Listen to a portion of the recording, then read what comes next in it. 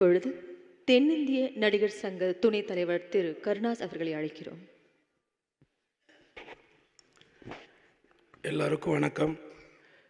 இந்த மேடையில் நான் அதிகமான கச்சேரிகள் பண்ணவங்களில் நானும் ஒருத்தனாக இருந்திருக்கேன். ஒரு காலத்தில் நான் சென்னைக்கு 87 வந்தேன். என்னுடைய ஊர் புதுக்கோட்டை மாவட்டம் தாஞ்சூருங்கிற ஒரு கிராமம். விஜயகாந்தன் எனக்கு உதவியாளர் இருந்த எஸ்கே சுப்பையா என் அண்ணன் தான். அவர் மூலியமாக எனக்கு 87 +2 முடிச்சுட்டு சென்னைக்கு வந்ததுலேருந்து 37 ஆண்டு காலங்கள் தொடர்பு இருக்குது. ஆனால் இது வரைக்கும் நான் எங்கேயுமே எதையுமே பெருசாக வெளிப்படுத்திக்கிட்டது இல்லை. அவரை நான் முதல்ல பார்த்தது மவுண்ட் ரோடு பேராமவுண்ட் எலக்ட்ரோபேட்டிங் கம்பெனியில் நான் வேலை செய்யும் பொழுது மைக்கேல்னு ஒரு சைக்கிள் வாடகை கடை சைக்கிள் வச்சுருப்பார் ஒருத்தர். அவர்கிட்ட வாடகை சைக்கிள் எடுத்துக்கிட்டு அந்த ராஜா பதர் ஸ்ட்ரீட்டில் எல்லோரும் சொன்ன அந்த இடத்துக்கு போனால் ஞாயிற்றுக்கிழமை பிரியாணி போடுவாங்க. பல ஆயிரம் பேர் பல லட்சம் பேர் அவர்கிட்ட சாப்பிட்ருக்காங்க. அந்த வரிசையில் நானும். அன்றைக்கி இப்ராஹிம் ராவுத்தர் அங்கே இருப்பார். அவர் எல்லாத்தையும் ஒழுங்குபடுத்திக்கிட்டு இருப்பார். அதுக்கு பிறகு எங்கள் தாத்தா ஒருத்தர், அந்த டைட்டில் தான் எஸ்கே சுப்பையா எடுத்த படத்துக்கு பெரியண்ணான்னு டைட்டில் வச்சாங்க. அவர் எங்கள் சொந்தக்காரர், எங்கள் அம்மா பிறந்த ஊரில் ரொம்ப ரிலேட்டிவ். அவர் எலெக்ஷனில் நின்னார். 87க்கு பிறகு நடந்த டிஎம்கே அந்த நேரத்தில் எலெக்ஷனில் நின்னார். அவருக்காக முதன்முறையாக கேப்டன் ஒருத்தருக்காக பிரச்சாரம் பண்ண முதல் பிரச்சாரம் அதுதான் நினைக்கிறேன், என்னுடைய நினைவு சரியாக இருந்தால். அதற்கு பிறகு நான் சினிமாவில் நடிகனாக வருவேன்லாம் நான் வரல. நான் ஒரு மியூசிக் லைனில் தான் வந்தேன். அது ஏதோ நடந்தது. அதற்கு பிறகு நெய்வேலியில் நடந்த அந்த நிகழ்ச்சி, அதற்கு பிறகு நடிகர் சங்கத்தின் கடன் அடைக்கிறதுக்காக நடத்தப்பட்ட நிகழ்ச்சி, இந்த மாதிரி எல்லா இடத்துலையுமே நான் அவர் கூட ட்ராவல் பண்ணியிருக்கேன். நடிகர் சங்கத்தில் நான் மெம்பர் ஆகும் பொழுது ராதா ரவி இவங்க அண்ணன் எல்லாமே இருந்தாங்க. அப்போ அவங்க தான் என்னை மெம்பர் ஆக்குனாங்க. அதையும் கடந்து அவர் கூட நான் ஒரே ஒரு படம் நடித்தேன். சுதீஷ் தான் அதுக்கு ப்ரொடியூசர் நினைக்கிறேன்.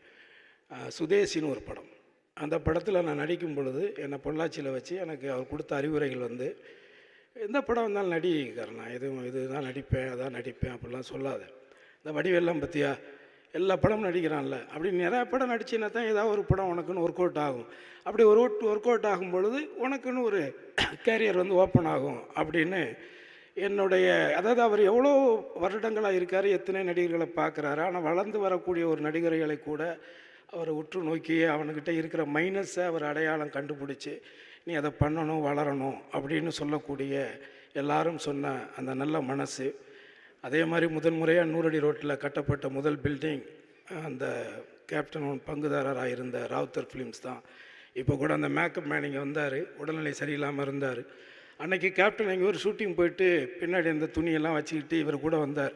அப்போ நான் எங்கேயும் சுற்றி திரும்பும் பொழுது இது மாதிரி பில்டிங் கட்டுறாங்கன்னு சொல்லிட்டு அந்த இடத்துக்கு போனேன். அந்த ஃபங்க்ஷனுக்கு நானும் போனேன். அந்த கூட்டத்தில் அவரை பார்த்தேன், அண்ணனை பார்த்தேன். ஏவிஎம்மில் ஷூட்டிங், செந்தூர பாண்டி படம் ஷூட்டிங் நிறையா பார்த்துருக்கேன். ஸோ அப்போ கூட அந்த இடத்துல அவங்க ஆரம்பித்த அந்த கம்பெனி, இன்றைக்கி கேப்டன் இருக்கிறாங்கல்ல அந்த இடம், இந்த 2 இடமுமே ஒரே காலகட்டத்தில் வாங்கப்பட்டது தான்.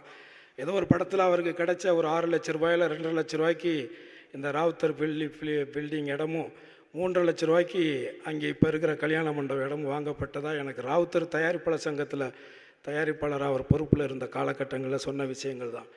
இப்படி எவ்வளவோ விஷயங்கள் அவரை பற்றி எனக்கு அவருக்கும் நிறையா இருக்குது. ஆனால் இந்த இடத்துல நான் நினைவுபடுத்த விரும்புகிறது ஒன்று தான். அதாவது எண்ணம் போல் வாழ்க்கைன்னு சொல்லுவாங்க.